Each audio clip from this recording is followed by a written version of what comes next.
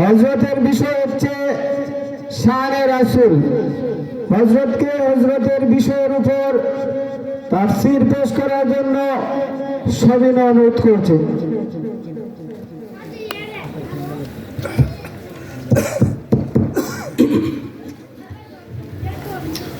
الحمدلله نحمده ونستعينه ونستغفره ونؤمن به ونتوكل عليه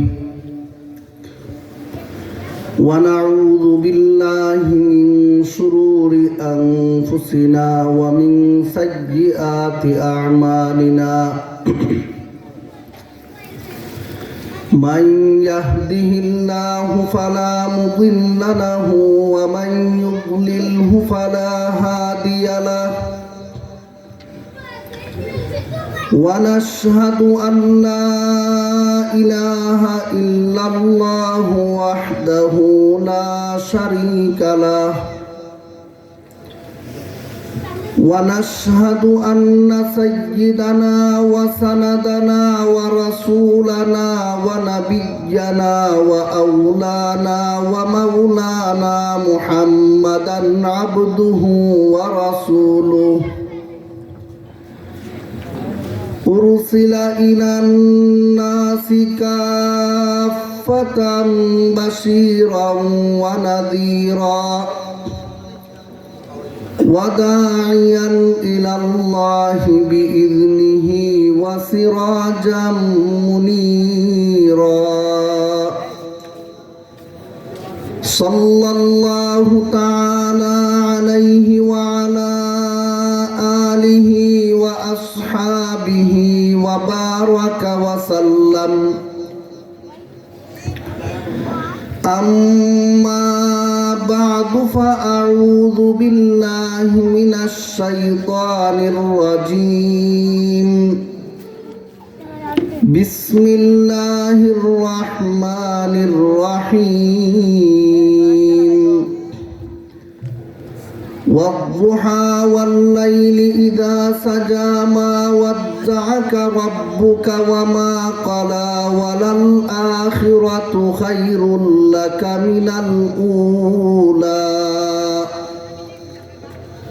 ولسوف يعطيك ربك فترضى ألم يجدك يتيما فآوى ووجدك ضالا فهدى ووجدك عائلا فأغنى فأما اليتيم فلا تقهر وأما السائل فلا تنهر وأما بنعمة ربك فحدث. بارك الله لنا ولكم في القرآن العظيم ونفعنا وإياكم بالآيات والذكر الحكيم. শ্রদ্ধেয় সভাপতি হযরত উলামায়ে কেরাম, এলাকার সর্বস্তরের মুসলমান ভাইয়েরা আমার ও পর্দার আড়ালে অবস্থানরত মা ও বোনেরা, আল্লাহ রব্বুল আলামিনের অগণিত শুকুর, যিনি মায়া করে, দয়া করে, মেহেরবানি করে আমাদেরকে আল্লাহর কোরআনের তাফসীরের মতো একটি মুবারক কাজে কাউকে বক্তা হয়ে আর কাউকে শ্রোতা হয়ে অংশগ্রহণ করার সুযোগ করে দিয়েছেন। আলহামদুলিল্লাহ। সম্মানিত হাজিরিন, আজকে আপনাদের যে মাহফিল, এটা গতানুগতিক কোনো ওয়াজ মাহফিল না, এটা হলো তাফসীরুল কোরআন মাহফিল। আমাদের প্রথমেই বুঝে নেওয়া দরকার, ওয়াজ আর তাফসীর এক বিষয় না। ওয়াজ হলো মানুষের ইহকালে পরকালে উপকার হয় যে কথাগুলি বললে, এমন যে কোনো কথা মানুষকে শুনাইয়া দিলে এটা তাকে ওয়াজ করা হয়ে যায়। কিন্তু তাফসীরুল কোরআন বলতে বোঝায় কোরআনের সুনির্দিষ্ট কোনো আয়াত অথবা সুনির্দিষ্ট কোনো সূরা অথবা কোরআনের কোনো সুনির্দিষ্ট বিষয়বস্তুকে মানুষের সামনে এমনভাবে খুলে খুলে স্পষ্ট করে বলা যে এই বিষয়ের শ্রোতা এবং বক্তার কাছে এই কথাগুলি শোনার আর বলার পরে কোনো অস্পষ্টতা আর বাকি থাকে না। এইভাবে খুলে খুলে মানুষকে কোরআনের মর্ম বুঝাইয়া দেওয়াকে তাফসীরুল কোরআন বলা হয়। আজকে আপনাদের এই মাহফিল তাফসীরুল কোরআনের শিরোনামে আয়োজিত, তাই এখান থেকে এক কথা ওখান থেকে আরেক কথা, সবই ভালো কথা বলে দিলে আর যাই কিছু হোক, ওয়াজ হোক নসিহত হোক, তাফসীর হবে না। আর যদি আমি সুনির্দিষ্ট কোরআনের কোনো আয়াত এবং সূরাকে আপনাদের সামনে আমার সাধ্যমতো সময়ের ভিতরে পরিষ্কার করে বলতে পারি, তাইলে এটা অন্তত তাফসীরের হক আদায় হবে।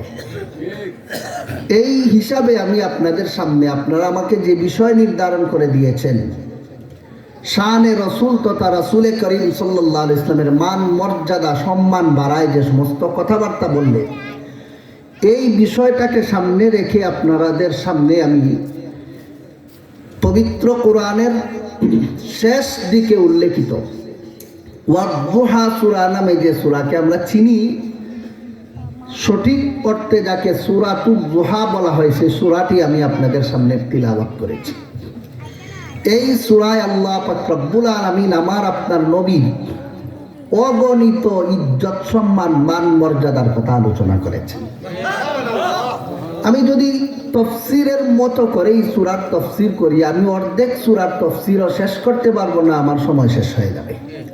তারপরেও যতটুকু আমার সাধ্যে কুলায় আপনাদের সামনে আমি আরজ করার চেষ্টা করব। আপনাদের যাদের শরীরটা এখানে হাজির আছে, আমার অনুরোধ থাকবে আপনাদের মনটাকে ওইখানে হাজির রাখবেন, যেন কথার শুরু থেকে শেষ পর্যন্ত আমি কোন দিকে যাচ্ছি সবকিছু আপনাদের বুঝে আসে। তাফসীর বুঝতে হলে মন উপস্থিত রাখা জরুরি, এই জন্য কারণ একটা আয়াতের সাথে আরেকটা আয়াতের যোগাযোগ থাকে। আপনি প্রথম আয়াতের কথা শুনছেন, মাঝখানের আয়াতের কথা শোনার সময় মন ছিল না, শেষের আয়াতের কথা যখন শুনবেন তখন মনে করবেন হুজুর কই থেকে কই গেল বুঝলাম না। আসলে তো আপনি কই থেকে কই গেছেন খবরই নাই। ভাইয়েরা আমার, প্রথমে আমরা শুনে নেই এই সূরাতুদ দুহা অর্থাৎ ওয়াদ-দুহা সূরা আল্লাহ রাব্বুল আলামিন কোন প্রেক্ষিতে নাজিল করেছিলেন। এটা তাফসীর বোঝার জন্য সহায়ক হয়।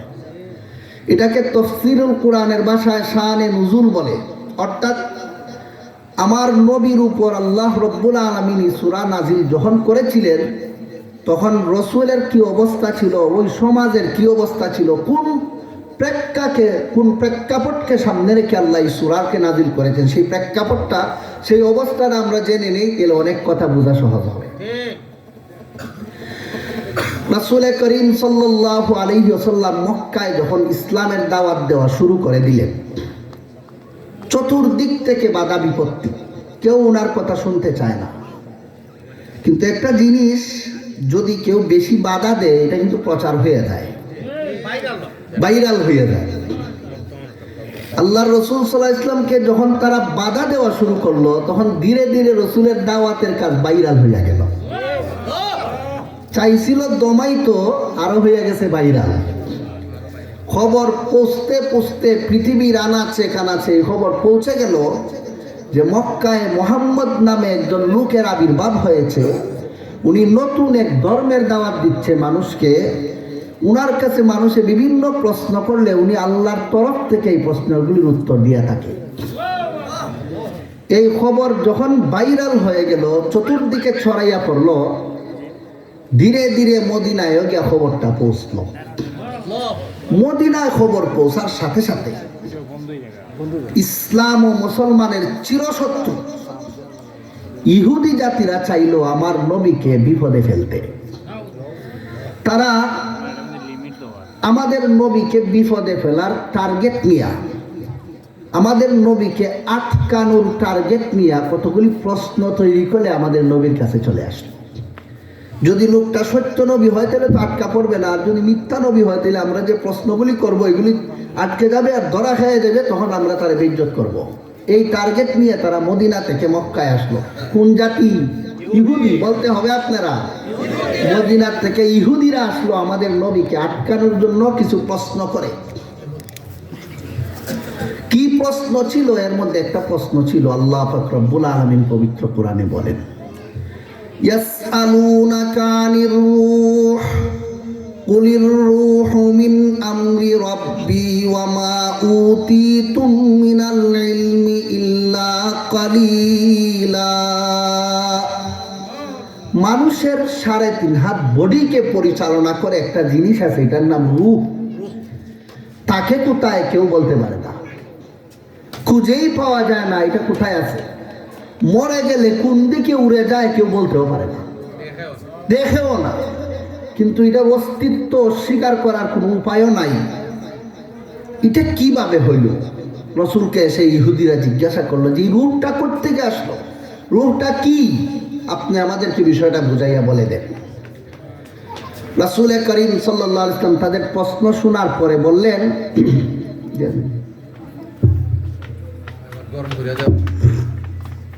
রাসূল করিম সাল্লাল্লাহু আলাইহি ওয়াসাল্লাম প্রশ্ন শুনে বললেন, আগামীকালকে তোমাদের প্রশ্নের উত্তর আমি দিব। এই আগামীকালকে দিব এই কথা বলার সাথে সাথে ইনশাআল্লাহ বলা দরকার আছে। যে কোনো কাজ ভবিষ্যতে করব এমন টার্গেট রাখলে সাথে সাথে ইনশাআল্লাহ বলা উচিত। অর্থাৎ আল্লাহ যদি চান তাইলে আমি বলবো, নাইলে আমি পারবো না। তখন আল্লাহ রাসূল সাল্লাল্লাহু আলাইহি ওয়াসাল্লাম ইনশাআল্লাহ বলতে ভুলে গেলেন, শুধু বললেন যে আগামীকালকে আমি বলবো। ভুলে যদি কেউ ইনশাআল্লাহ না কয় তাহলে তার কোনো গুনাহও হয় না। কিন্তু আল্লাহর রাসূল কেন ইনশাআল্লাহ বললেন না, এটার জন্য আল্লাহ রব্বুল আলামিন 15 দিন পর্যন্ত জিবরিলকে রাসূলের কাছে আসতে নিষেধ করে দিলেন। ওহী আসা বন্ধ করে দিলেন আল্লাহ 15 দিন পর্যন্ত। বলে দিলেন আমার ওই মুহাম্মদ সাল্লাল্লাহু আলাইহি ওয়াসাল্লামের কাছে আর তুমি কোনো ওহী নিয়ে যাবে না 15 দিন। এদিকে প্রতিদিন জিবরাইল আল্লাহ রাসূলের কাছে আসে, কোনোদিন 3-4 বারও আসেন। কিন্তু এখানে যাচ্ছে প্রায় 2 সপ্তাহ উনি আসেন না। এদিকে আল্লাহ রসুলের কাছে কোনো ওহী আসলেই, জিবরাইল নিয়ে আসলেই আল্লাহ রসুল মক্কার কাফেরদেরকে জানাই দিতেন, আজকে আমার কাছে আল্লাহ এই বার্তা পাঠাইছেন, আগামীকাল গতকালকে এই বার্তা পাঠাইছেন, প্রতিদিন শোনাইতেন। কিন্তু 15 দিন পর্যন্ত রসুল কোনো বার্তাও কেউ শোনান না। তখন তারা বলা বলি করতে শুরু করলো, মুহাম্মদ যে খুদার দাবি করে, মুহাম্মদ যে রবের মালিকের বার্তা আমাদেরকে পৌঁছায়, মুহাম্মদের মালিকে তারে ছাইড়া দিছে। মুহাম্মদের মালিক এখন তারে দেখতে পারে না, এই কারণে আর তার কাছে কোনো বার্তা বাহক পাঠায় না। একদিন আবু লাহাবের স্ত্রী, নাম ছিল তার উম্মে জামিল। উম্মে জামিল এসে আল্লাহ রসুলকে বলল, মুহাম্মদ, জিব্রাইল নামে যে একটা শয়তান তোমার কাছে আইতো, এটা এখন আসে না? নাউজুবিল্লাহ, এটা কি এখন তোমার কাছে আসে না? এই কথাটা যে সময় আল্লাহ রসুলের বলছে, এমনি আল্লাহ রসুলের অন্তরে মারাত্মক কষ্ট লেগে গেছে। বললো না কি রে জিবরাইল রে শয়তান কইয়া লাইল। আল্লাহ রসুল সাল্লাল্লাহু আলাইহি ওয়াসাল্লাম খুব মর্মাহত হইলেন। তখন আল্লাহর রসুলের মনটাকে খুশি করার জন্য আল্লাহ পবিত্র কোরআনের পুরা সূরা যুহা নাজিল করে দিলেন। নাজিল করে বলেন, ওয়াদ-দুহা ওয়াল-লাইলি ইযা সাজা মা ওয়াদ্দাকা রাব্বুকা ওয়া মা ক্বালা ওয়ালাল আখিরাতু খায়রুল লাকা মিনাল উলা ওয়ালা সাওফা ইউতিকা রাব্বুকা ফাতারদা। দুপুরের কসম খাইয়া বলি, নিশি রাত্রের কসম খাইয়া আমি আল্লাহ বলতেছি, হে রাসূল, আপনাকে আমি 4 বছর দূরের কথা, আমি মুটেও আপনি মুহাম্মদুর রাসূলুল্লাহকে ঘৃণা করি না। অতীতে আপনার উপর যেভাবে নিয়ামত দিয়েছি, ভবিষ্যতে আরো বেশি দিয়ে আপনাকে খুশি করে দিব। এই সূরার এই অংশে আল্লাহ রসুলকে সান্ত্বনা দিয়ে দিলেন। প্রথমে আল্লাহ কসম খাইলেন দুপুরে, দ্বিতীয় কসম খাইলেন নিশি রাত্রে। দুপুরের কসম, নিশি রাত্রের কসম খাইয়া আল্লাহ বলেন, মা ওয়াদ্দাআকা রাব্বুকা ওয়া মা ক্বালা, আপনাকে আমি আল্লাহ ছাড়িও নাই, আপনাকে আমি কোনো ঘৃণাও করি না। ওয়ালাল আখিরাতু খায়রুল লাকা মিনাল উলা, অতীতের চেয়ে ভবিষ্যৎ আপনাকে আরো ভালো করে দিব। আপনাকে এমন এমন নিয়ামত দিব, ওয়ালা সাউফা ইউতিকা রাব্বুকা ফাতারদা, আপনি নবী খুশি হয়ে যাবেন। এইভাবে কসম খাই আল্লাহ তাআলা বলে দিলেন কথাটা। প্রশ্ন জাগে, আল্লাহ তো অনেক আয়াতে সূর্যের কসম খাইছেন, ওয়াশ-শামসি ওয়া দুহাহা, এখানে আল্লাহ সূর্যের কসম খাইছেন। কোথাও আল্লাহ রব্বুল আলামিন চন্দ্রের কসম খেয়েছেন, কোথাও আল্লাহ জমিনের কসম খেয়েছেন, কোথাও আল্লাহ আসমানের কসম খাইছেন। বিভিন্ন স্থানে বিভিন্ন জিনিসের কসম খাইলেন, কিন্তু এখানে আল্লাহ রসুলকে সান্ত্বনা দেওয়ার জন্য আল্লাহ নিশিরাত্রের কসম আর দুপুরের কসম কেন খাইলেন? প্রশ্নটা বুঝলেন নি আপনারা? আল্লাহ চাইলে তো অন্য কিছুরও কসম খাইতে পারতেন, যেমন বিভিন্ন আয়াতে খাইছেন, কিন্তু এখানে কসম করেন নিশিরাত্রের, এখানে কসম করেন দুপুরের। ব্যাপারটা কি? মুফাসসিরিনে কেরাম তাফসীরের কিতাবে রসুলকে সান্ত্বনা দেওয়ার জন্য আল্লাহ দুপুরের সময়ের কসম কেন খাইলেন, নিশিরাত্রের কসম কেন খাইলেন, একটা উত্তর লিখেছেন। আমরা দেশেও অনেক মানুষে অনেক সময় কইয়া থাকে এই কথাটা, বাচ্চা কাচ্চারে তোমরা দুপুরের সময় বাইর করো না ঘর থেকে, জিনে ভূতে ধরবো, আসেনি একটা কথা? ঠিক দুপুরের সময়টারে মানুষের কাছে একটা দোষী সময় মনে হয়নি? আবার কয় নিশি রাত্রে একা একা কোনো দিকটা যাইও না, জিনে ভূতে ধরবো, কয়নি? মানুষের কাছে রাত্রিবেলার নিশিরাত্র, গভীর রাত্র, যেটা শেষ রাত্রের কিনারে যেটা, ওইটা যেমন একটা দোষী সময়, দিনের বেলা দুপুরের সময়টাও একটা দোষী সময় মানুষের কাছে। কিন্তু নিশিরাত্র আর দুপুর খুব লম্বা সময় না অল্প সময়? অল্প সময়। আল্লাহ পাক রব্বুল আলামিন দুপুরের কসম আর নিশিরাত্রের কসম খেয়ে বলতে চান, তোমরা যে এটারে দোষী সময় মনে করতেছো আমার রসুলের জন্য, এটা বেশি দিন না, এটা মাত্র 15 দিন। এরপরে তার যে একটা বিজয় শুরু হবে, এই বিজয় দেখে তোমরা বেঈমান কাফেরদের চোখ বন্ধ হয়ে যাবে। অর্থাৎ দুপুর যেমন বেশি সময় থাকে না, এরপরেই জোহরের রক্ত আসে। নিশিরাত্র যেমন বেশি সময় থাকে না, এরপরেই ফজরের রক্ত আসে। ঠিক তেমনি ভাবে আমার নবীর উপর জিব্রাইল না আসার সময়টাও বেশি দিন না, এরপরেই তার উপর জিব্রাইলের আসা শুরু হয়ে যাবে। এরপরে এমনভাবে আসা শুরু হয়েছে, মরণ পর্যন্ত রসুলের কাছে সব সময় জিব্রাইল এসেছে। মুহতারাম হাজিরিন, এই জিনিসটা বোঝানোর জন্য আল্লাহ দুপুরের আর নিশিরাত্রের কসম খাইছে। মুফাসসিরিনে কেরাম তাফসীরের কিতাবে আরো লেখেন, দিনের পরে রাত আসে, রাতের পরে দিন আসে, এটা আল্লাহর সাধারণ নিয়ম। কিন্তু কোনো সময় যদি রাত্র আসে, মানুষে যেমন রাত্র আসাটারে গজব মনে করে না, এটা সাধারণ নিয়ম মনে করে। দিন আসলে যেমনভাবে দিনটারে মানুষ গজব মনে করে না, সাধারণ নিয়ম মনে করে, আল্লাহ এই দিন রাতের দুইটা সময়ের কসম খাই আল্লাহ বুঝাইতে চাইছেন, এই যে আমার নবীর উপর এখন অল্প সময় জিব্রাইল না আসার একটা বিপদ আসলো, এটাও স্বাভাবিক নিয়মই। এখন আইসে আবার চলে যাবে, যেমন দিন আসলে আবার রাত্রে আসে, রাত্রে গেলে আবার দিন আসে। জিব্রাইল আসেননি, আগে আসতেন, এখন আসেননি, আবার সামনে আসবেন। রাত্রে যেমন আগে আসতে, এরপরে এখন দিন আসছে, আবার রাত্র আসবে। জিব্রাইল আগে আসতেন, মাঝখানে আসেননি, আবার আসবেন। রাত্রে দিনের পরিবর্তনের মধ্যে যেমনভাবে কোনো গজব আজাবের কিচ্ছু নাই, এটা সাধারণ নিয়ম। জিব্রাইল আসা না আসা সব কিছু আমি আল্লাহর কাছে সাধারণ নিয়ম, এটা নবীর উপর গজব আজাবের কোনো নিদর্শন রাখে না। এটা বুঝাইতে চাইছেন আল্লাহ এই দুই কসম খাইয়া। আর অনেক কিছু আছে, আমি বলতে চাই না, আমার সামনে অনেক জরুরি কথা আছে। কসম খাই আল্লাহ বলেন, মা ওয়াদ্দাকা রাব্বুকা ওয়া মা ক্বালা। হে নবী, আবু জেহেলের, আবু লাহাবের স্ত্রী উম্মে জামিল যে বলছে আপনাকে ছাইরা দিছি আমি আল্লাহ ছাইরা দিছি, জিব্রাইল ছাইরা দিছি তোমারে, এর কথা মিথ্যা। আমি আল্লাহ বলে দিচ্ছি, মা ওয়াদ্দাকা রাব্বুকা, তোমাকে আমি আল্লাহ ছাড়ি নাই। বেঈমান কাফেররা বলতেছে যে আমি নাকি তোমারে ঘৃণা করি। ওয়া মা ক্বালা, আমি আল্লাহ বলে দিচ্ছি আপনি নবীকে আমি কখনো ঘৃণা করি না। ওয়ালাল আখিরাতু খায়রুল লাকা মিনাল উলা, ভবিষ্যৎ জীবন আমি আল্লাহ বলে দিচ্ছি অতীতের চেয়ে আরো ভালো হয়ে যাবে। অতীতের চেয়ে ভবিষ্যৎ কিভাবে ভালো হবে?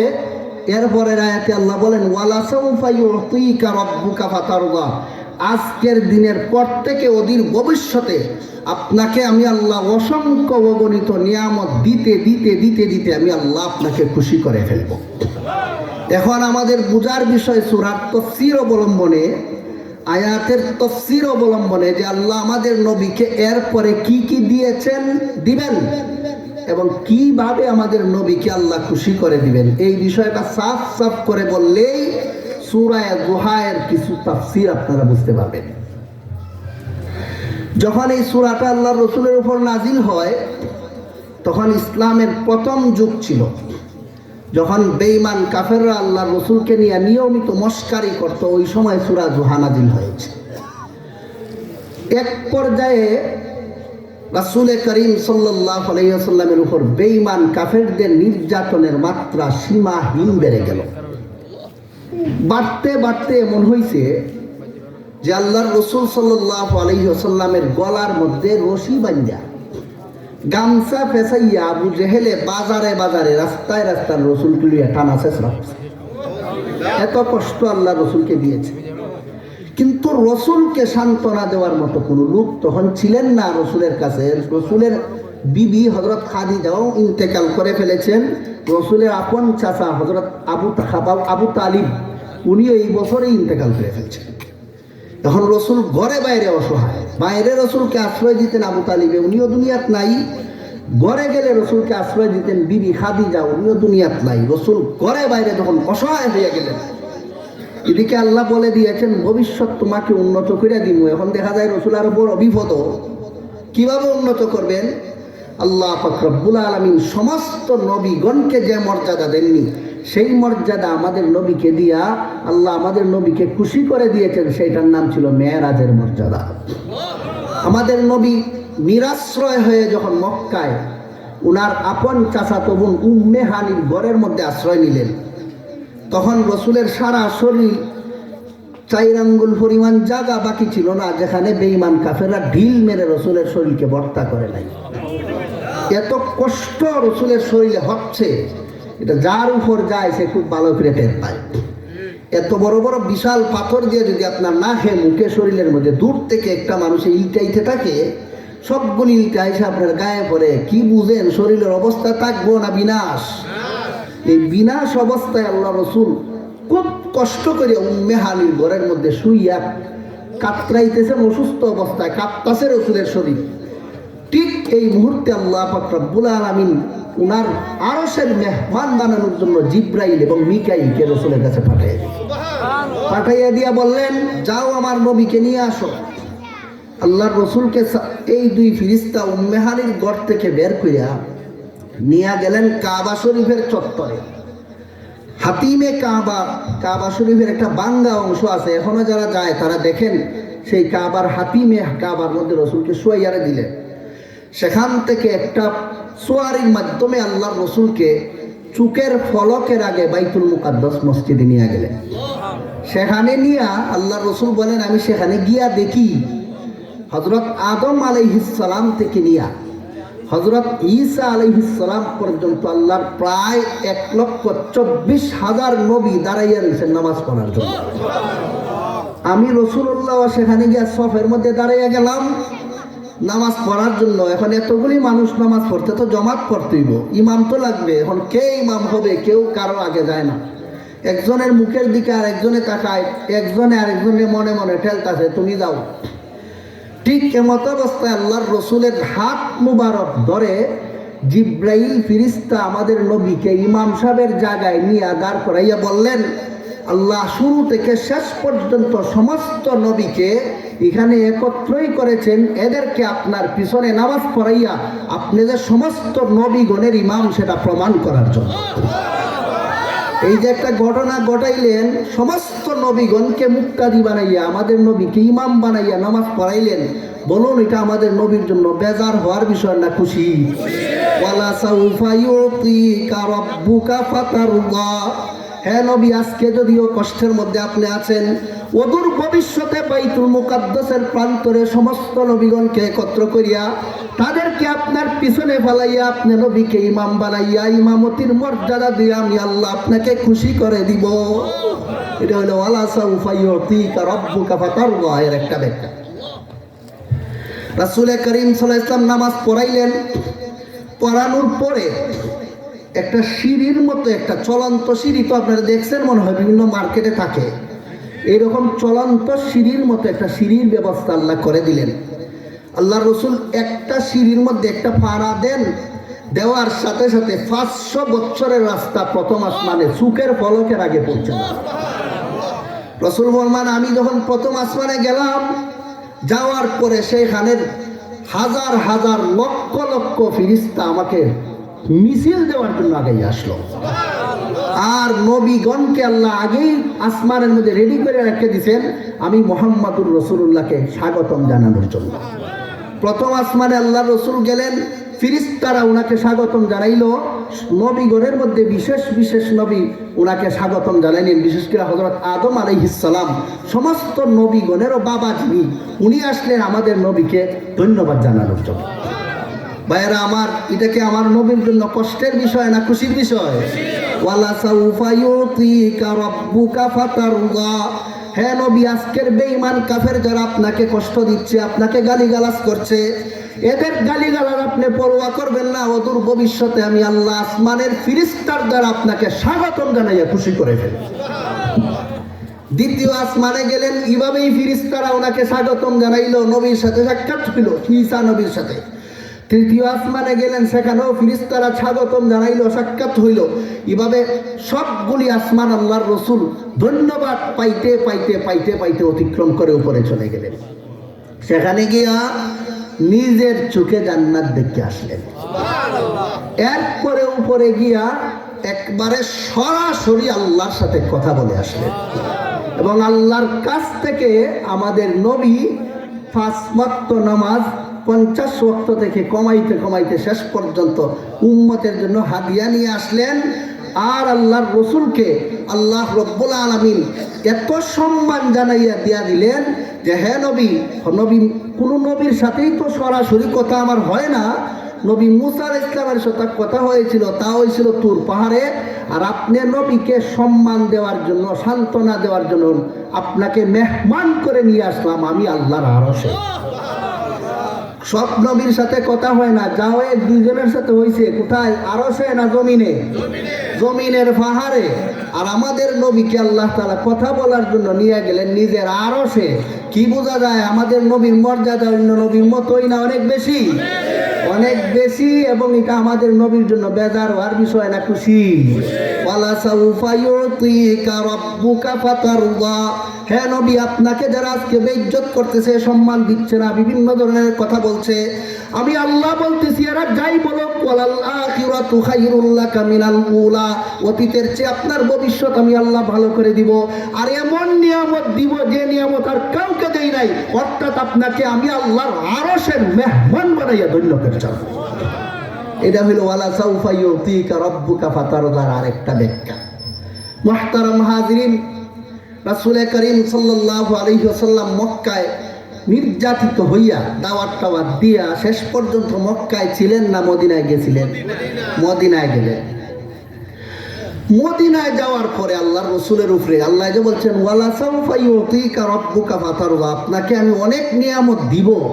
কি কি দিছিলেন আমি সব বলতে পারবো না, একটু একটু করে আপনারা খালি শুনাইতেছি।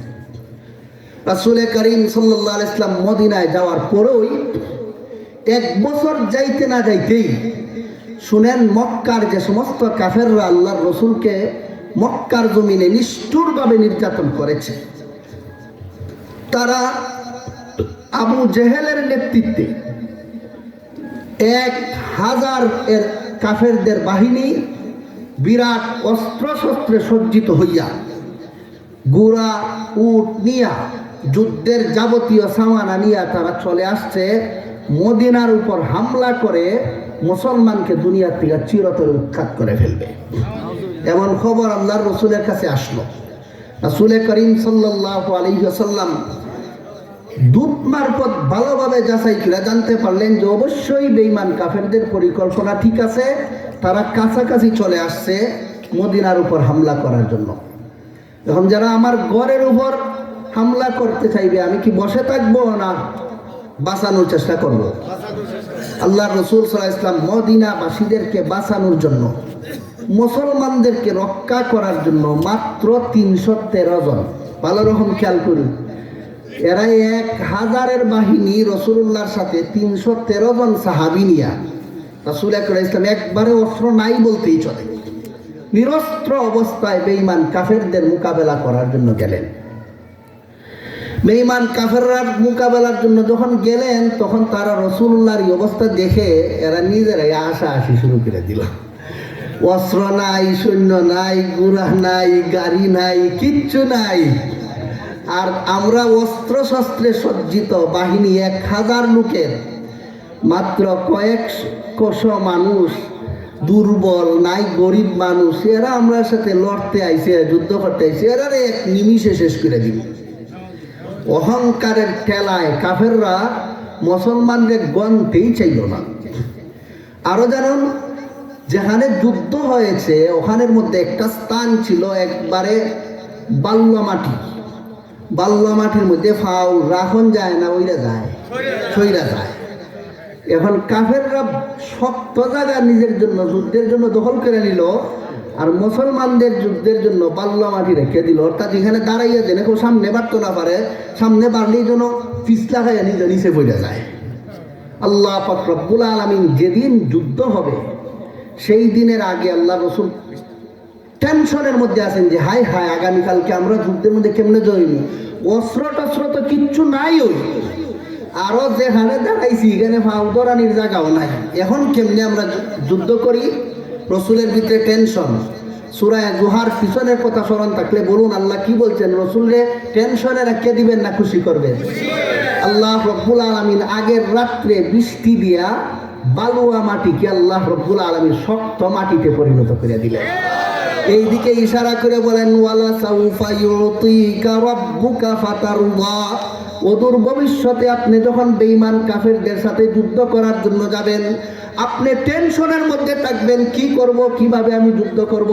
সেই দিন আমি আল্লাহ গায়েব থেকে বৃষ্টি পাঠাইয়া আপনি নবীকে খুশি করে দিব। পরের দিন সকালে উঠে দেখেন আল্লাহ রসুলে বালুর উপর বৃষ্টি হইয়া মাটিটার একদম শক্ত করে দিছে। এখন মুসলমানের যুদ্ধ করতে আর ট্যাঙ্ক পিছ দিকে যাবে না, তখন যেখানে দাঁড়াবে সেখানে স্ট্রং হইয়া দাঁড়িয়ে থাকতে পারবে। রাসূল করিম সাল্লাল্লাহু আলাইহি ওয়াসাল্লাম আগের রাত্রে এমন দোয়া করা দিলেন যে আল্লাহ, মাত্র 313 জনের বাহিনী, নাই কোনো অস্ত্র, নাই কোনো সৈন্য, কিচ্ছু নাই, কোনো সোয়ারি নাই, কিচ্ছু। আল্লাহ, যদি বেঈমান কাফেরের 1000-এর বাহিনী এইরকম অস্ত্র শস্ত্র নিয়ে আমরার উপর হামলা করে, তা আমরা তো দুনিয়া টিকে থাকতে পারবো না, মাবুদ আপনি আমাদেরকে বাঁচান। আল্লাহ রসুল দোয়া করে দিলেন। আমি আপনারা জিজ্ঞেস করি, এই সমস্ত বাহিনী নিয়ে যদি রসুল এখানে সবাই সমূলে মরে যাইতেন, তখন রসুল খুশি হওয়ার ব্যবস্থা ছিল না নারাজ? আর যদি জয়ী হইয়া যান তাইলে নারাজ না খুশি?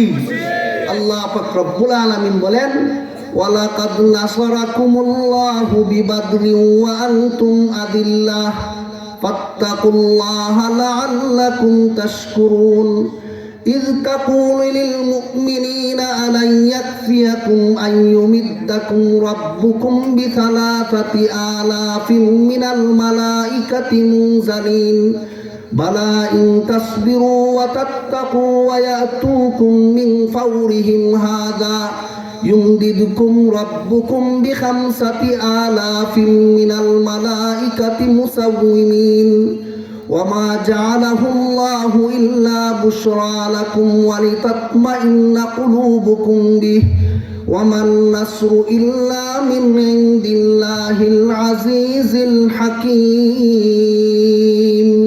হে রাসূল করিম সাল্লাল্লাহু আলাইহি ওয়াসাল্লাম, আপনাকে আমি আল্লাহ সূরা জুহার মধ্যে ওয়ালা সাউফা ইউতিকা রাব্বুকা ফাতারদা, অদূর ভবিষ্যতে আপনাকে নিয়ামত দিয়া খুশি করে দিব ওয়াদা করেছি।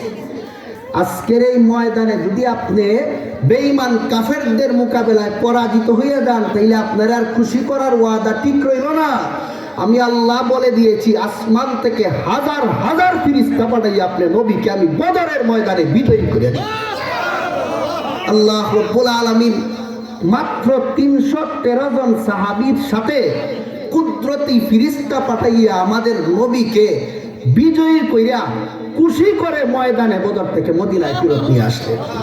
সেই দিকে ইশারা করে বলেন ওয়ালা সাউফা ইউতিকা রাব্বুকা ফাতারদা, অদূর ভবিষ্যতে দ্বিতীয় হিজরিতে আপনি মুহাম্মদুর রাসূলুল্লাহ আপনার সাহাবীদেরকে নিয়ে বদরের ময়দানে কয়েকজনকে নিয়ে যাবেন, আর বেঈমান কাফেরদের সংখ্যা গরিষ্ঠতা দেখে আপনি চিন্তিত হয়ে যাবেন। সেই ময়দানে বদরের মধ্যে আপনি নবীকে বিজয়ী কইরা বেঈমান কাফেরদেরকে লাঞ্ছিত করে আপনি নবীকে আমি আল্লাহ খুশি করার ব্যবস্থা করে দিব। এটা হলো ওয়ালা সাউফা ইউতিকা রাব্বুকা ফাতারদা এর আরেক ব্যাখ্যা। কথা বুঝতে পেরেছেন আপনারা? মুহতারাম হাজিরিন, বদরের ময়দানে আল্লাহর রাসূল বিজয়ী হইয়া মদিনায় ফিরে আসলেন।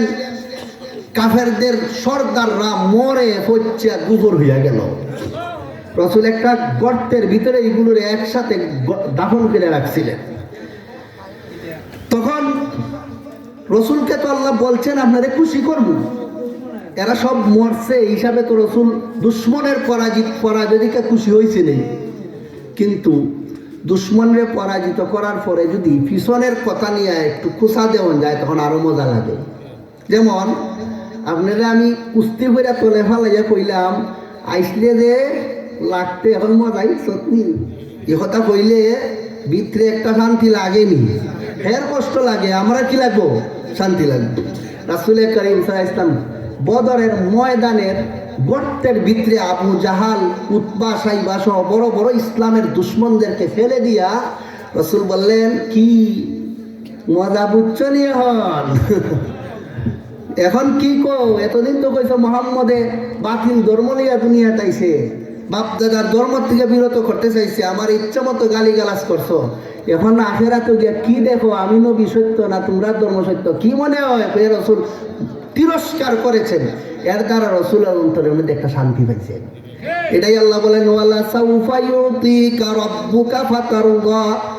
আপনাকে আজকের মক্কার জমিনে যে সমস্ত কাফেররা পশুর মতো নির্যাতন করছে, অদূর ভবিষ্যতে আমি আল্লাহ রব্বুল আলামিন আপনার হাতে তাদেরকে ধরাশয়ী করে আপনার বাহিনীর হাতে এইগুলোকে নিহত করে হত্যা করে তাদেরকে তিরস্কার করার মাধ্যমে আপনি নবীকে খুশি করার ব্যবস্থা করে দিব। এটা হইলো ওয়ালা সাউফা ইউতিকা রাব্বুকা ফাতারদা এর আরেক ব্যাখ্যা। কথা বুঝতেন নি আপনারা? মুহতারাম হাজিরিন, গেল মদিনার জিন্দেগির একটা কাহিনী।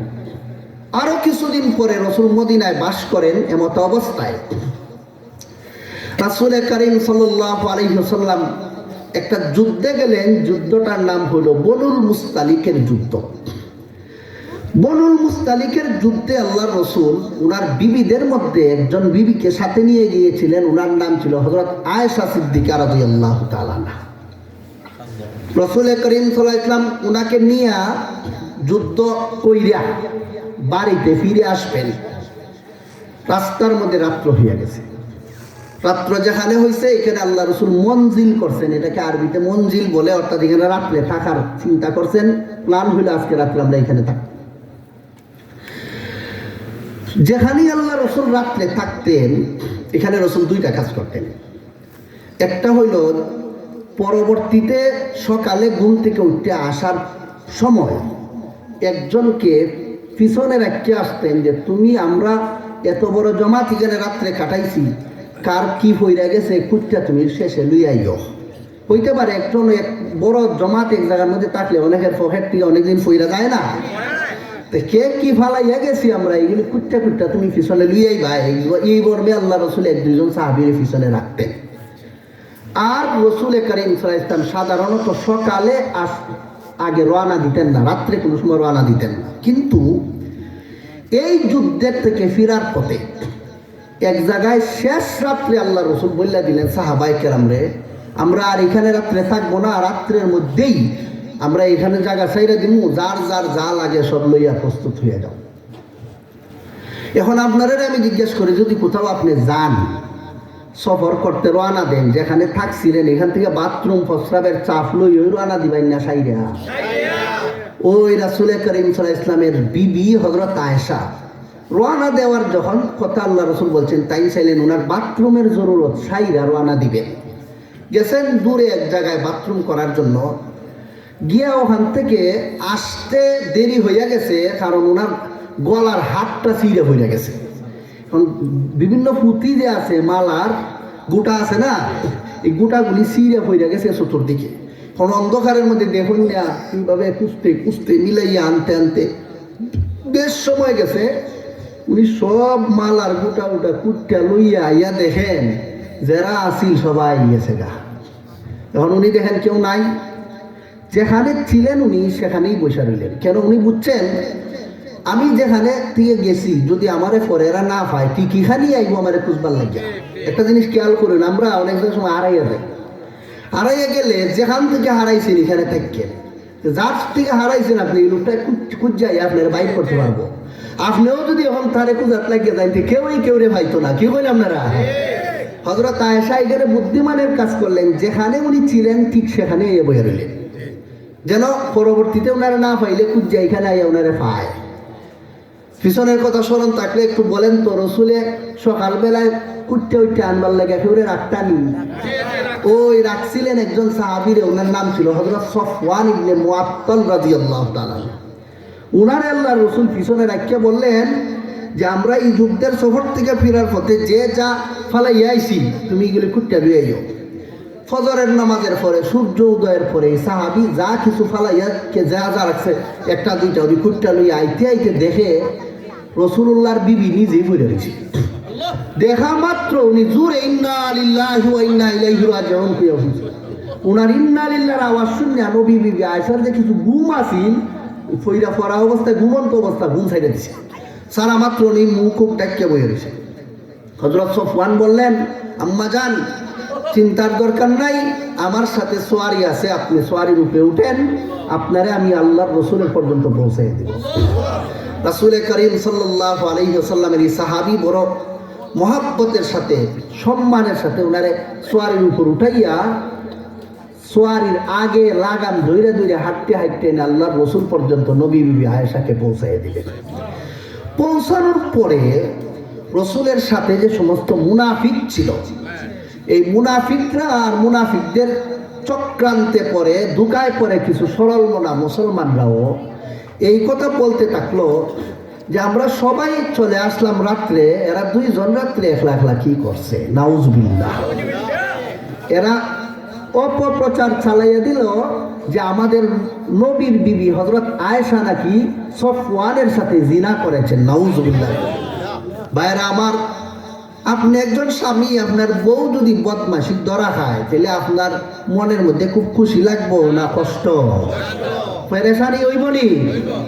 রাসূল করিম সাল্লাল্লাহু আলাইহি ওয়াসাল্লামের বিবির উপরে এত বড় মিথ্যা অপবাদ যে উনি নাকি বদমাশি করেছেন, নাউজুবিল্লাহ। রসুলের টেনশনে জান বাঁচে না।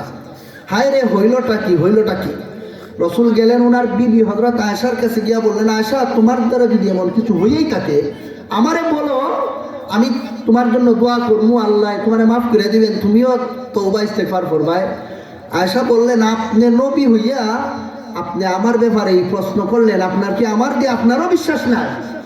উনি খুব কষ্ট হইলেন নবীর বিবি আয়েশা। এখন কোনো উত্তর পান না রসুল। দিকে মুনাফিকরা ছড়াইতে এক মাসে পুরা মদিনার মধ্যে এই কথা ছড়াইয়া ফেলছে, নবীর বিবি বদমাইশ, নাউজুবিল্লাহ। এদিকে রাসূল করিম সাল্লাল্লাহু আলাইহি ওয়াসাল্লাম ঘরেও যাইতে পারেন না, ওনার কাছে গিয়া কি বলবেন? এমন একটা পেরেশানিত রসুলই এক মাস, এটা বলার মতো না। ভাইয়েরা আমার, পিছনের কথা স্মরণ থাকলে বলুন, ওয়াদুহা সূরাতে আল্লাহ কি বলছেন? নবীর সামনে পেরেশান করবেন না খুশি? আল্লাহ বলেছেন, ওয়ালা সাউফা ইউতিকা রাব্বুকা ফাতারদা, অদূর ভবিষ্যতে আপনি নবীকে আমি আল্লাহ নিয়ামত দিতে দিতে খালি খুশি করব। এখন নবী যে এত বড় বিপদে পড়ে রইলেন, যদি কোনো সমাধান না হয় তাইলে খুশি থাকবেন না পেরেশান? আল্লাহ পাক রব্বুল আলামিন সূরা দুহায় করা ওয়াদা রক্ষার জন্য আমাদের নবীর টেনশন দূর করে নবীর বিবি হযরত আয়েশার চরিত্রের পবিত্রতা বর্ণনা করার জন্য পবিত্র কোরআনের প্রায় 3 পৃষ্ঠা নাযিল করে বলেন, ওয়ালাউলা ফাদলুল্লাহি আলাইকুম ওয়া রাহমাতুহু ফিদ দুনিয়া ওয়াল আখিরাতি লামাসসাকুম ফীমা আফাদতুম ফীহি আযাবুন আযীম إذ تلقونه بألسنتكم وتقولون بأفواهكم ما ليس لكم به علم وتحسبونه هينا وهو عند الله عظيم। হে ওই সমস্ত মানুষেরা যারা আমার নবীকে টেনশনে ফেলাই দিছো, যারা আমার নবীর বিবির উপর এইভাবে এলোমাতারি কথাবার্তা কইয়া তার ইজ্জতের উপর আঘাত করেছ, আমি আল্লাহ বলতেছি যদি তোমাদের উপর আমার রহমত আর মায়া দয়া না থাকতো, আমার নবী যদি তোমাদের মধ্যে বিদ্যমান না থাকতেন, আদ সামুদ জাতিকে যেভাবে খুদার গজব নাজিল করে ধ্বংস করে দিছি, তোমাদেরকেও আমি সেইভাবে ধ্বংস করে ফেলতাম। কিন্তু আমার নবীর উসিলায় তোমরা আজকে আমি আল্লাহ বাঁচাইলাম। আর নবীকে বলে দিলেন, নবী সুবহানাকা হাদা বুহতানুন আযীম, টেনশন করবেন না, আপনার টেনশন আমি আল্লাহ মেনে নেই না। আপনি যে টেনশন করতেছেন, আপনার টেনশন দূর করার জন্য আমি আল্লাহ রব্বুল আলামিন সূরা নূর নাযিল করে দিলাম। ওয়ালা সাউফা ইউতিকা রাব্বুকা ফাতারদা, হে নবী শুনে রাখুন, অদূর ভবিষ্যতে যখন আপনার নবীর উপরে ধরনের অপবাদ আসবে, আপনি টেনশনের মধ্যে থাকবেন, আমি আল্লাহ আপনার নবীর কোনো টেনশন বাকি রাখবো না, আপনার নবীকে আমার দেওয়া নিয়ামত নাজিল করে আপনাকে খুশি করার ব্যবস্থা করে দিব। মুহতারাম হাজিরিন, ওয়ালা সাউফা ইউতিকা রাব্বুকা ফাতারদা এর আরেক ব্যাখ্যা। মুহতারাম হাজিরিন, আমি আপনারা জিজ্ঞেস করি, আপনার কাছে যদি কেউ কোনো আবদার লইয়া আয় আর আপনি যদি তার আবদারটা রক্ষা করতে না পারেন, তাহলে আপনি খুশি হইন না করতে পারলে? মাতুন না দেখি আপনার কাছে কেউ কোনো আবদার লইয়া আইলে আবদারটা পুরা কইরা দিতে পারলে মনের মধ্যে কষ্ট লাগে না খুশি লাগে? আর যদি না দিতে পারেন নিজের কাছে শরম লাগে যে বেটারে পারলাম না কিচ্ছু করতাম। আচ্ছা তাইলে শুনুন, রাসূল করিম সাল্লাল্লাহু আলাইহি ওয়াসাল্লাম, আপনারা কষ্ট হইতাছেনি আমার কথা? তাহলে শুনুন, আমার তো অনেক কথা বাকি রয়েছে। রাসূলের জমানায় একজন বুড়া সাহাবী ছিলেন, বৃদ্ধ, ওনার নাম ছিল আউস নামক সাহাবী। আর ওনার বিবি ছিলেন বৃদ্ধা, ওনার নাম ছিল খাউলা। এই খাউলা নামক মহিলা একদিন ওনার স্বামী আউসের সাথে ঝগড়া লেগে গেছে।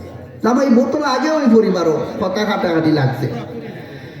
এই লাগিয়া খাউলা নামক মহিলারে ওনার স্বামী আউস নামক সাহাবী এমন ভাবে ছাড়ছে, এটারে আরবিতে বলে আংতি আলাইয়া কাজহরি উম্মি, অর্থাৎ আমার মারে আমি যেভাবে বিয়া করা চিরকালের জন্য আরাম, তোরে আমি এইভাবে আরাম করে দিলাম। অর্থাৎ 3 তালাক দিলে তো ইলা টিলারও একটা লাইন থাকে, হারামক এটা ভিন্ন বিষয়, একটা লাইন তো আছে ভাই ভিন্ন ধরনের, কিন্তু ইটা এমন ভাবে বেচারায় ছাড়ছে তার বউরে, এটারে আর কোনো লাইন নাই স্থিরতা না, এইভাবে ছাইড়া দিছে। এদিকে বাচ্চা কাচ্চা বেটি একটার ফিটে আরেকটা। এখন বেটিও বুড়া, আরেক বেচারার কাছে বিয়া বওয়ার মতো বয়সও তার নাই, বেটাও বুড়াই, আর কোনো বেটিরে বিয়া করার মতো বয়স তার নাই। বাচ্চা কাচ্চাও একটার ফিটে আরেকটা। এগুলিরে বেটি যদি বেটার ঘর ছাইরা অন্য জায়গায় যায়, দেখাশোনার মতো কোনো আর মহিলাও নাই। বিপদ হয় একদল না 3 দল, এদিকে জামাইও বিপদ, বাচ্চারাও বিপদ, এদিকে বউও বিপদ, সারা বেটিও বিপদ। এই বিপদের মধ্যে বইরা মহিলাটা আল্লাহর রাসূলের কাছে আসছে, আইসা বলতেছে, ইয়া রাসূলুল্লাহ, আমার স্বামী এই বুড়া বয়সে যে আমার এইভাবে সাইরে দিল, আমার কি তার ঘরে ফিরত যাওয়ার কোনো লাইন আসেনি? নাইলে তো আমার বাচ্চা কাচ্চার উপায় থাকতো না, এটা আম্মা ফিরে যে সময় খানবা করো, আমি সহ্য করতাম না। রাসূল করিম সাল্লাল্লাহু আলাইহি ওয়াসাল্লাম কইলা, নাই গো, আমার কাছে তো এই ধরনের কোনো সমাধান নাই। এখন রাসূল করিম সাল্লাল্লাহু আলাইহি ওয়াসাল্লামের ব্যক্তি হয়, আবু বকরে কোনো সমস্যার সমাধান চাইলে আল্লাহ দিকে আয়াত নাজিল করুন, উমরের দিকে কোনো সমস্যার সমাধান চাইলে আল্লাহ আয়াত নাজিল করে সমাধান দেন। আমি একজন মহিলা আপনার কাছে আইলাম একটা সমস্যার নিয়ে, আমার কি কোনো আবদার আল্লাহ রক্ষা করবেন না? আপনি নবী, আমার জন্য কিছু করতে পারেন না? নবী হইছেন কে রে? এখন যদি নবী হই না পারতাম না, তাহলে নবীর অন্তরটা শান্তি পাইব না করতে পারলে? আল্লাহ পাক রব্বুল আলামিন আমাদের নবীর ইজ্জত রক্ষা করার জন্য, সান্ত্বনা দেওয়ার জন্য, তখন এই মহিলাকে কিছু দিয়া দেওয়ার জন্য, নবীকে খুশি করার জন্য আল্লাহ পবিত্র কোরআনের একটা পৃষ্ঠা নাজিল করে দিলেন। নাজিল করে বলেন, কাদ সামিআল্লাহু কাউলাল্লাতী তুজাদিলুকা ফী যাওজিহা ওয়া তাশতাকী ইলাল্লাহ ওয়াল্লাহু ইয়াসমাউ তাহাউরাকুমা ইন্নাল্লাহা সামিউম বাসীর। হে রাসূল করিম সাল্লাল্লাহু আলাইহি ওয়াসাল্লাম, আপনার কাছে আইসা যে একটা মহিলা এইভাবে চিল্লামিল্লা করতেছে, কথাবার্তা কইতাছে, আমি আল্লাহ মহিলার সবগুলি কথা শুনছি। এখন এই মহিলার সমাধান আমি নাজিল কইরা আপনি নবীর মনটাকে খুশি কইরা দিলাম। ওয়ালা সাউফা ইউতিকা রাব্বুকা ফাতারদা। অদূর ভবিষ্যতে একজন মহিলা আপনার কাছে আপনার নিয়ে আসবে তার সমস্যার সমাধানের জন্য। তখন তার সমস্যার সমাধান না দিতে পারলে আপনি নবী অন্তরে কষ্ট পাবেন। তখন আপনাকে খুশি করার জন্য আমি আল্লাহ সমাধান নাজিল করে দিব। ওয়ালা সাউফা ইউতিকা রাব্বুকা ফাতারদা। ওয়াদ-দুহা সূরার এই আয়াতটা জানেন নি আপনারা? বুঝতাছেন নি কিছু? ভাইরা আমার, আপনি একটা দল লইয়া গেলেন এক জায়গা, আপনার কথায় সব মানুষ আসছে। এখন একটা বিপদ এরা পড়লে আপনি তামসা দেখতে পারেন না উদ্ধার করতে। এখন শুনুন, রাসূল করিম সাল্লাল্লাহু আলাইহি ওয়াসাল্লাম সাহাবায়ে কেরামরে নিয়া মক্কা সাইরা একবার হজ উমরা করার জন্য মদিনা থেকে মক্কার দিকে রওনা দিলেন। হুদাইবিয়া নামক স্থানে আল্লাহ রাসূল আইয়া জমা হইলেন সাহাবায়ে কেরামরে নিয়া। কাফেররা বাধা দিল, এখান থেকে আপনি সামনে যাইতে পারবেন না, এই বছর আপনার উমরা করতে দিতাম না। রাসূল করিম সাল্লাল্লাহু আলাইহি ওয়াসাল্লাম তানের মধ্যে থাইমা রইলেন। থামা অবস্থায় সাহাবায়ে কেরামের পানি নাই। এখন ওযুও বন্ধ, গোসলও বন্ধ, পানির খাওয়াও বন্ধ। এখন বাড়ি ঘর ছাইরা এই জায়গার মধ্যে আইয়া এরা বিপদে পড়ছে। কার কথা মনে না? রসুলের কথা বলতে হবে তো আপনারা। কার কথা? এরা তো এমনি আইছে না, রসুল এরা লই আইসুন প্রায় 1500 সাহাবী এখানের মধ্যে আসছেন। এরা ইয়া ময়দানে পড়ে রয়েছে, কিচ্ছু নাই, ফালি নাই, কিচ্ছু নাই। এখন যদি আল্লাহ রসুলের এরা বিপদ ফালাইয়া রসুলেও তামসা দেখই না, আর এরাও কি করে রসুল্লাহর ইজ্জত হয়নি। এরা যদি কোনো একটা সমস্যার সমাধান কইরা দিতে পারেন আল্লাহ রসুল, তখন রসুলের ইজ্জত হয়, রসুলের মনটা খুশি হয়। ওয়াদ-দুহা সূরাতে আল্লাহ কি বলছেন? নবীরে টেনশন করতে দিবেন না খুশি করবেন? ওয়ালা সাউফা ইউতিকা রাব্বুকা ফাতারদা। অদূর ভবিষ্যতে আপনার নিয়ামত দিতে দিতে আমি আল্লাহ খুশি করে দিব। এখন যে বিপদে পড়ছেন এখন খুশি করই কেমনে? আল্লাহ রসুল সাল্লাল্লাহু আলাইহি ওয়াসাল্লাম বললেন একটা মশক আনো। আমরা বদনা আর কি মনে করেন, বুঝানলেই কইলাম জগ জগ বালা কথা। রসুল বলেন একটা জগ আনো রে, জগ। আল্লাহ রসুল সাল্লাল্লাহু আলাইহি ওয়াসাল্লাম একটা জগ আনি সাহাবায়ে কেরামের একটা জগ নিয়ে আসলেন রসুলের নির্দেশে। জগের ভিতরে আল্লাহ রসুলের হাতটা ঢুকাইছে, এই পরিমাণ পানি রসুলের হাত দিয়া বাইর হওয়া শুরু হয়েছে। 1500 মানুষের ওযু গোসল কইরা পানি খাইয়া যার যার মশক বইরা আরো রইছে। এই যে রসুলের হাত দিয়া এইভাবে পানির ঝর্ণা বাউইয়া দিলেন কে? ওয়ালা সাউফা ইউতিকা রাব্বুকা ফাতারদা। অদূর ভবিষ্যতে আপনি আপনার সাহাবায়ে কেরামকে নিয়ে হুদাইবিয়া নামক স্থানের মধ্যে আসবেন। সেখানে পানির সংকট দেখা দিবে, সেখানে আপনি নবী টেনশনে পড়ে যাবেন। তখন আমি আল্লাহ রব্বুল আলামিন আপনার হাতকে পানির ঝর্ণা বানাইয়া আপনাকে খুশি করার ব্যবস্থা করে দিব। এটা হইল ওয়ালা সাউফা ইউতিকা রাব্বুকা ফাতারদার আরেকটা ব্যাখ্যা। মুহতারাম হাজিরিন, যে মক্কাত আল্লাহর রাসূল সাল্লাল্লাহু আলাইহি ওয়াসাল্লাম এইভাবে মাইর খাইলেন, এইভাবে মাইর খাইয়া খাইয়া দুনিয়া থেকে গেলে গিয়া অন্তরটা খুশি থাকবো না দুঃখ লইয়া যাইবা? আর যদি কোনোদিন এই মক্কাকেই নিজে দখল করিয়া নিজে মক্কার বাদশা হইতে পারেন, তাহলে মনটা কষ্ট থাকবো না খুশি? পিছনের দুঃখ থাকবো না যাইব? ওয়াদ-দুহা সূরায় আল্লাহ কি বলছেন? নবীর দুঃখ কষ্ট থাকতে দিবেন না দূর করে দিবেন?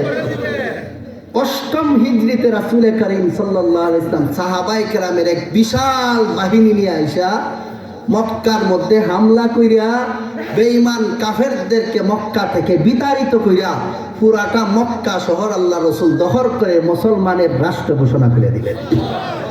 এটা কি রাসূলুল্লাহর জন্য নারাজ হওয়ার বিষয় না খুশি হওয়ার বিষয়? ওয়ালা সাউফা ইউতিকা রাব্বুকা ফাতারদা।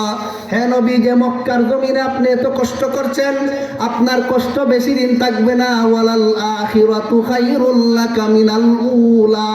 অতীত থেকে আপনার ভবিষ্যৎকে আমি আল্লাহ ভালো করে দিব, এমন নিয়ামত দিব, সেই নিয়ামত পায় আপনি নবী খুশি হইয়া যাইবেন।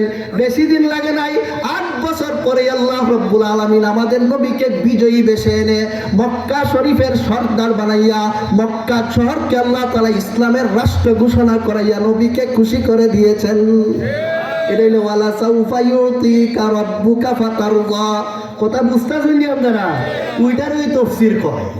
যে বাইঙ্গা বাইঙ্গা খালি একটার পর একটা খালি ফোন হই। মুহতারাম হাজিরিন, রাসূল করিম সাল্লাল্লাহু আলাইহি ওয়াসাল্লাম মক্কা শহরে গেলেন, মুসলমানের রাষ্ট্র ঘোষণা করলেন। এরপরে আল্লাহ রসুলকে আল্লাহ রব্বুল আলামিন দুনিয়াতে আর কি কি নিয়ামত দিছেন,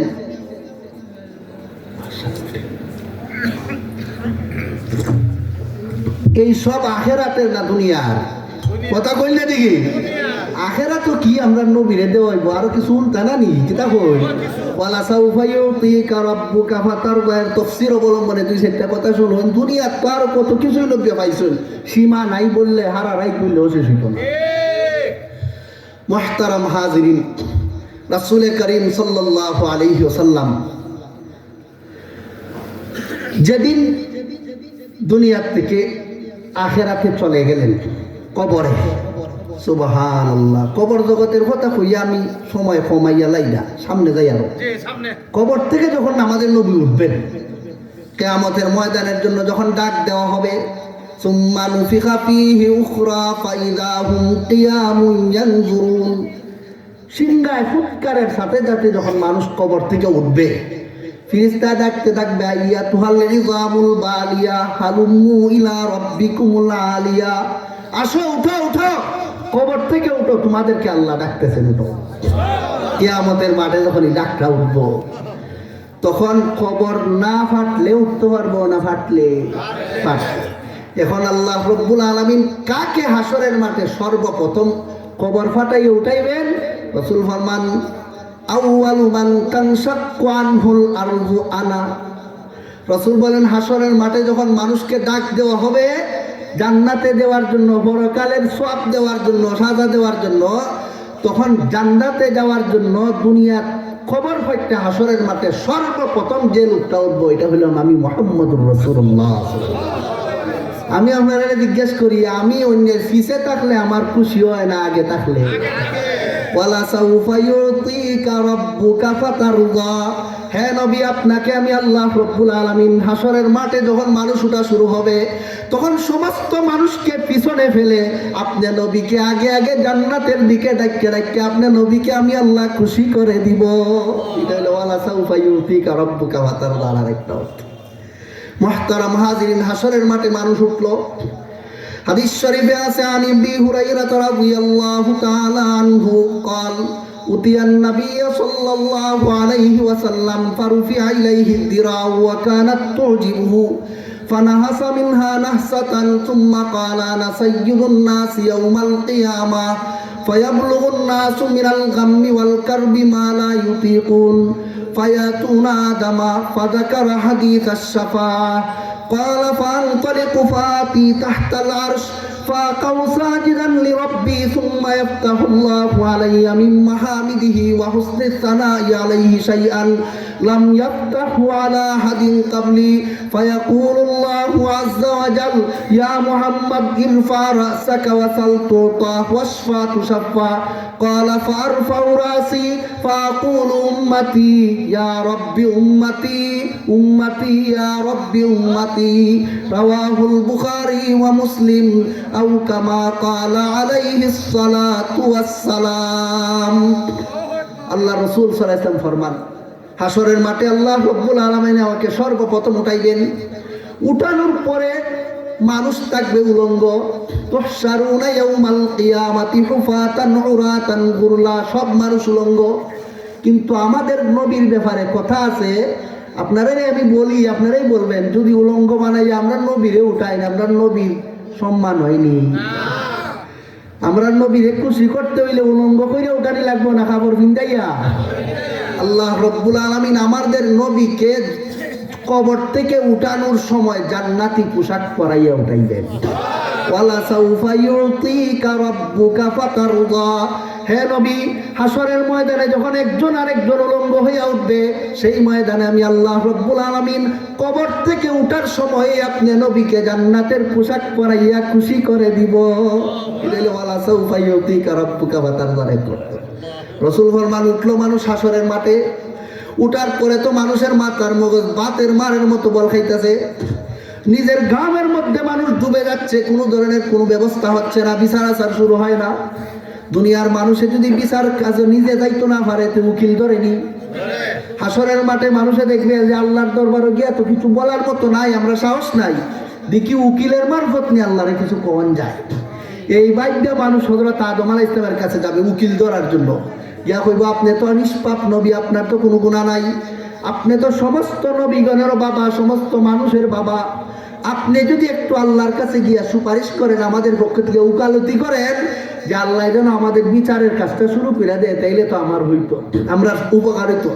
আদম নবী বলবেন তোমরা লেগে সুপারিশ করতে আমার নিজেরই দাম বাঁচে না, আমি ভাবতাম না, তোমরা যাও হযরত নূহ নবীর কাছে।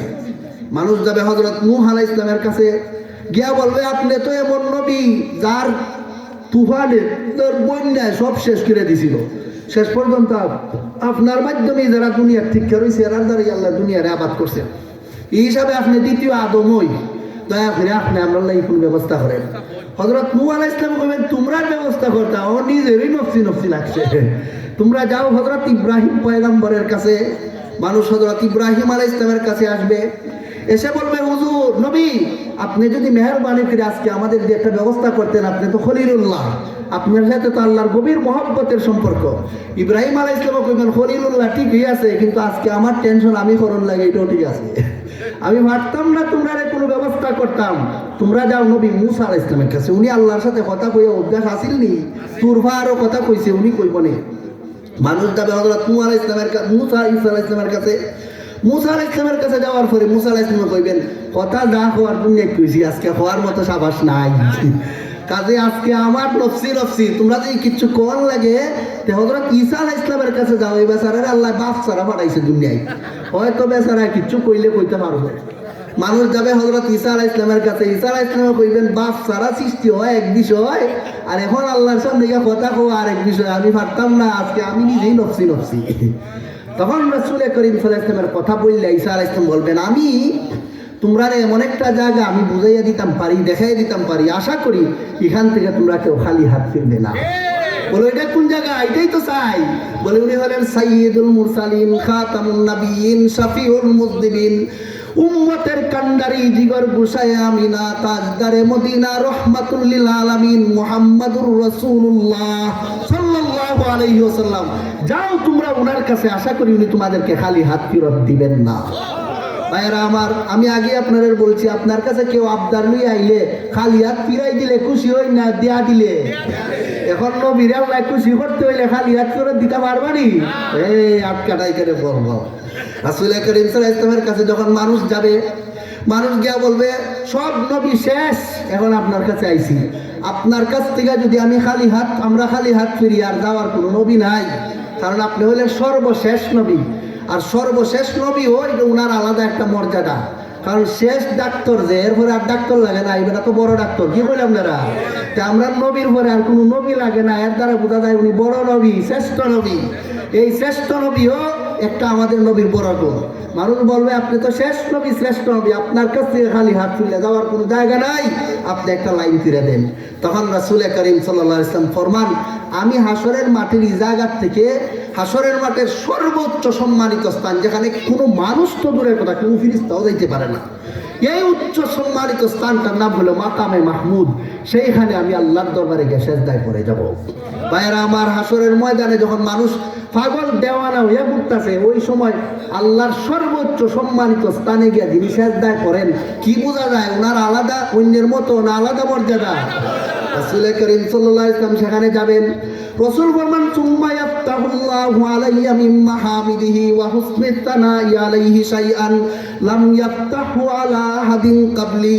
আল্লাহ রাব্বুল আলামিন হাসরের মাঠে আমি মুহাম্মদুর রাসূলুল্লাহকে খুশি করার জন্য, ওয়াদুহা সূরায় আল্লাহ বলছেন, ওয়ালা সাউফা ইউতিকা রাব্বুকা ফাতারওয়া, আপনাকে দিতে দিতে আমি আল্লাহ খুশি করে ফেলবো।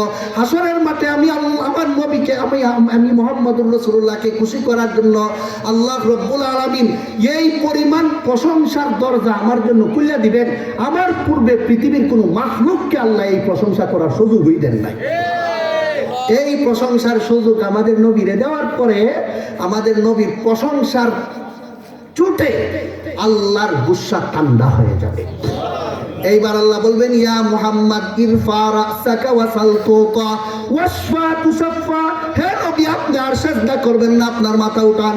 আজকে আপনি আমার কাছে যা চাইবেন তাই দিব, যে সুপারিশ করবেন এটাই কবুল করব।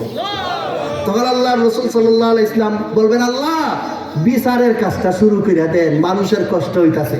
আমি আপনারা জিজ্ঞাসা করি, যদি আল্লাহ আবদার না রাখেন তখন নবী খুশি হইবা না রাখলে? আল্লাহ রব্বুল আলামিন আমাদের নবীকে খুশি করার জন্য আমাদের নবীর আবদার রক্ষা করে পুরা হাসরের মাঠের বিচার কাজ শুরু করে দিবে। ওয়ালা সাউফা ইউতিকা রাব্বুকা ফাতারদা। হে রাসূল করিম সাল্লাল্লাহু আলাইহি ওয়াসাল্লাম, অদূর ভবিষ্যতে কিয়ামতের ময়দানে যখন কেউ আমার দরবারে কথা বলতে পারবে না, সেই দিন আপনি নবীকে কথা বলার সুযোগ দিয়া, আপনাকে সুপারিশের লাইন কইরা, আপনার সুপারিশ মঞ্জুর করে আমি আল্লাহ আপনাকে খুশি করে দিব। এটা হইলো ওয়ালা সাউফা ইউতিকা রাব্বুকা ফাতারদার আরেক ব্যাখ্যা। এটারই কয় তাফসীর। কথা বুঝলেন কিনা আপনারা? আল্লাহ রাব্বুল আলামিন নবীর শানে, নবীর ইজ্জত সম্মান সম্পর্কে যে কথাগুলি আমরা সূরা জুহায়ের তাফসীর অবলম্বনে শুনলাম, জীবনভর স্মরণ রাখার বুঝার তৌফিক দান করুন, আমিন। সুবহান রাব্বিকা রাব্বিল ইজ্জাতি আম্মা ইয়াসিফুন ওয়া সালামুন আলাল মুরসালিন ওয়া আলহামদুলিল্লাহি রাব্বিল আলামিন।